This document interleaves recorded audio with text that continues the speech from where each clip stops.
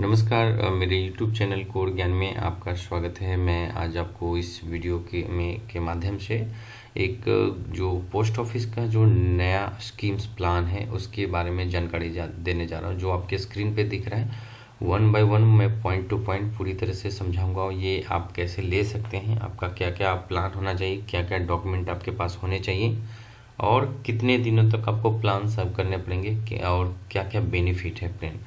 तो पहले हम चलते हैं कि ये पोस्ट ऑफिस का जो स्कीम्स हैं ये आपको इसके लिए कंपलसरी है कि आपका जो पोस्ट ऑफिस में एक अकाउंट होना ज़रूरी है फ्रेंड। और बेस यदि आपका नहीं है तो आप हर तरह की जो सरकार की बेनिफिट हैं जो आपको बैंक में नहीं मिल पाती है या कहीं LIC पॉलिसी या आपकी कोई भी पॉलिसी में नहीं मिल पाती है, तो आपको यहाँ पोस्ट ऑफिस की तरफ से एक प्लान बहुत ही बेहतर मिलने वाला है। बात करें फ्रेंड कि पोस्ट ऑफिस में अब वो पोस्ट ऑफिस वैसा नहीं रह गया है। आपको भी मालूम है कि जैसे कि लेटर डिस्ट्रीब्यूशन का ही सिर्फ काम नहीं है, आजकल बहुत ही एक से एक बेनिफिट आपको पोस्ट ऑफिस में मिल रहे हैं। आपको ATM कार्ड भी मिल रहे हैं जो पोस्ट ऑफिस का होता है, वहाँ पे अकाउंट भी ओपन हो रहे हैं और एक से एक जो सरकारी योजनाएं होती हैं गवर्नमेंट की या सरकारी जो बेनिफिट्स होती हैं वो आपको पोस्ट ऑफिस के थ्रू ही बहुत ही ज़्यादा बेनिफिट मिल सकता है यदि आपका पोस्ट ऑफिस में अकाउंट है तो यदि आपके पास नहीं है तो बेसिकली नॉर्मल सा आपका जो डॉक्यूमेंट है, आधार कार्ड हो या कोई डिटेल हो आपके पास, मेन बेसिक तो आधार कार्ड होना ज़रूरी है, वो आप डिटेल से अपना अकाउंट खुलवा सकते हैं फ्रेंड। मैं आपको एक यही बार बार इसीलिए बोल रहा हूँ कि पोस्ट ऑफिस में जितने भी स्कीम्स आते हैं गवर्नमेंट के वो बेसिकली बहुत ही कम बेसिस पे होते हैं इन्वेस्टमेंट पे। यदि आप 100 रुपये 200 रुपये पेमेंट करके अच्छे से अच्छे बेनिफिट स्कीम से जुड़ सकते हैं जो गवर्नमेंट की तरफ से अप्लीकेबल होते हैं, अप्लाई किए जाते हैं पोस्ट ऑफिस में। तो आपका अकाउंट यदि पोस्ट ऑफिस में नहीं है तो आप ज़रूर एक पोस्ट ऑफिस में अकाउंट ज़रूर ओपन कराएं ताकि ये जो कम से कम इन्वेस्टमेंट वाले जो प्लान होते हैं वो आपको वहाँ से मिल पाए। अब बात करते हैं फ्रेंड कि जो मैं अभी डिस्कस करने वाला हूँ या बताने वाला हूँ इस जो टॉपिक है ये पोस्ट ऑफिस का एक इंश्योरेंस स्कीम है जिसे बोलते हैं इंश्योरेंस प्लान। आप इंटरनेट में सर्च कर सकते हैं, अदरवाइज आप डायरेक्ट पोस्ट ऑफिस में जा करके उन्हें बोल सकते हैं कि पोस्ट ऑफिस इंश्योरेंस स्कीम्स क्या है, उसके बारे में हमें जानकारी चाहिए, तो वो आपको पूरी बेनिफिट इसमें बताएंगे। तो बेसिकली मैं आपको बता दूं कि जो अप्लाई करते हैं उनके लिए जो है उम्र की सीमा है ये 19 से 55 साल तक है। जिनकी उम्र 19 साल से लेकर 55 साल तक है वो अप्लाई कर सकते हैं। इन्वेस्टमेंट प्लान जो है फ्रेंड वो आपको सिर्फ 299 रुपये का ही है। 299 से आपको 399 रुपये तक आप अप्लाई कर सकते हैं इसमें। मतलब आपकी यदि जो उम्र है 299, यदि 19 साल है तो 19 साल की जब उम्र में या आप उसके बाद भी उम्र में जैसे ही इन्वेस्टमेंट प्लान में आप जाते हैं, ऐड कर होते हैं, ये प्लान लेते हैं पोस्ट ऑफिस इंश्योरेंस स्कीम, ये प्लान जब आप लेते हैं तो आपको 299 रुपये ही जमा करने पड़ेंगे। बट जैसे जैसे उम्र बढ़ती जाएंगी आपको वैसे वैसे अमाउंट का जो है दायरा बढ़ता जाएगा, लेकिन जो मैक्सिमम उम्र है 55 साल तक ही जमा करने हैं। तो इसका मतलब कि 55 साल की उम्र में आपको मैक्सिमम 399 रुपये ही जमा करने हैं फ्रेंड। इसमें कोई ज़्यादा अमाउंट आपको जमा नहीं करना है।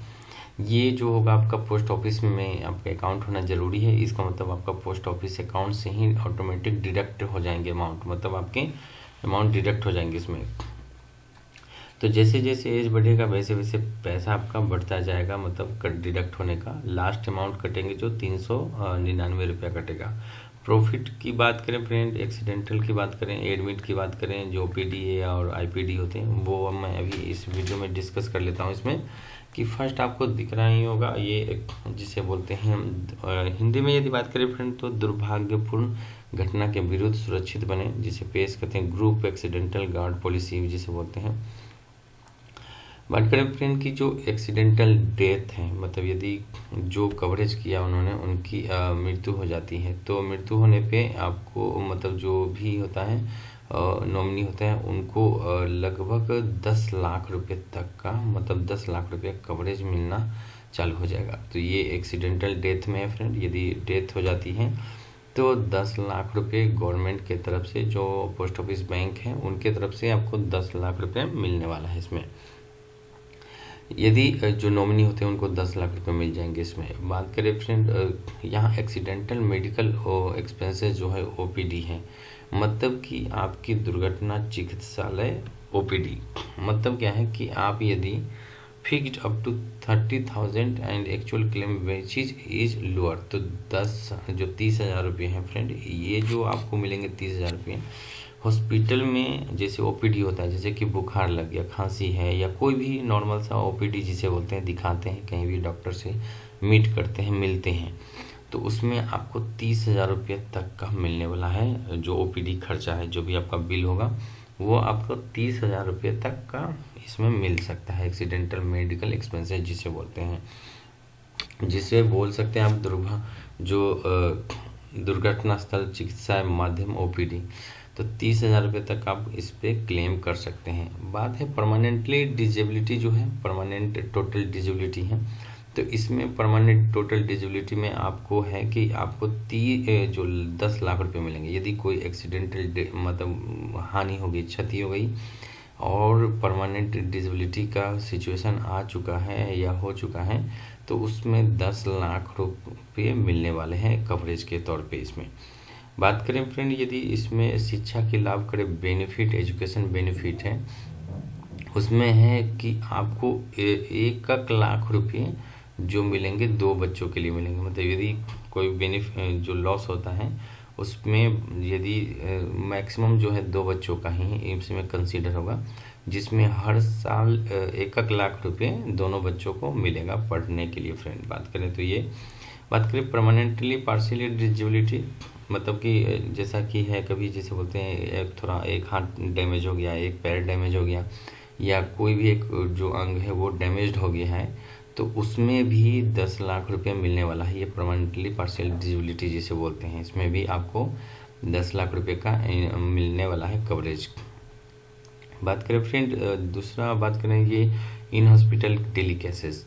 तो यदि कोई मान के चले कि कोई इशू हो गया या कोई डैमेज, कोई एक्सीडेंट हो गया और हॉस्पिटल में एडमिट है, तो पर डे है जो 1,000 रुपये आपको मिलने वाला है इसमें। तो 1,000 रुपये यदि कोई इशू हो जाता है, कोई डैमेज होता है, मतलब कोई आपको एडमिट होना पड़ता है, तो अस्पताल में भर्ती के दौरान दैनिक नगद, मतलब आपको डेली आपको 1,000 रुपये मिलने वाला है इसमें फ्रेंड। तो आप इसमें भी ऐसा है कोई इशू हो गया या कोई एडमिट करने की इशू आ गई, तो इसमें भी आपको मिलने वाला है।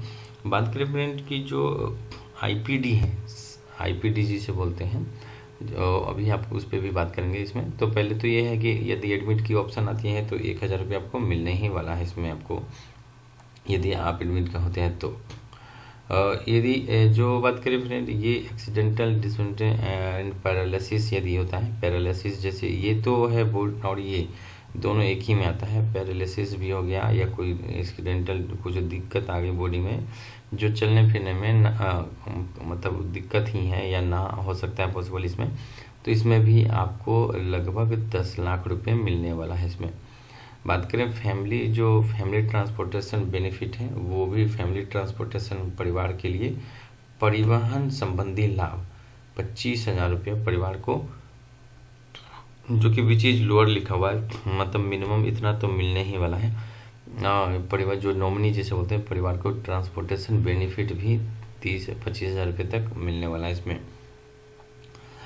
तो आपको जो मेन बेनिफिट यहाँ पे बता दिया। लास्ट जो 2 बेनिफिट हैं वो जो एक्सीडेंटल मेडिकल एक्सपेंसेज हैं एक्सीडेंटल में, आपको ये मैं बता दूं कि इसमें क्या है कि यदि आप आईपीडी जिसे एडमिट ही कहते हैं, जो एडमिट करना होता है आईपीडी, जब एडमिट होते हैं तो आपको फिक्स्ड अप टू 60,000 या एक्चुअल क्लेम, तो जो है कि 60,000 60,000 तो मिलेंगे ही मिलेंगे। जो यदि इतना ही लिमिट है कि 60,000 रुपये तक आपको मिलेंगे यदि कोई आपको एडमिट होना पड़ रहा है या आपके परिवार में जो आपने कवरेज लिया उसके में। अदरवाइज़ यदि आप एडमिट होते हैं या एक्चुअल क्लेम वो है, या आपका कोई एक्चुअल क्लेम है, यदि 30,000 का है, 10,000 का है, तो भी आपको मिल सकता है इसमें 10,000 रुपये तक, लेकिन मैक्सिमम जो है फिक्स्ड अप टू 60,000 तक ही मिल सकता है।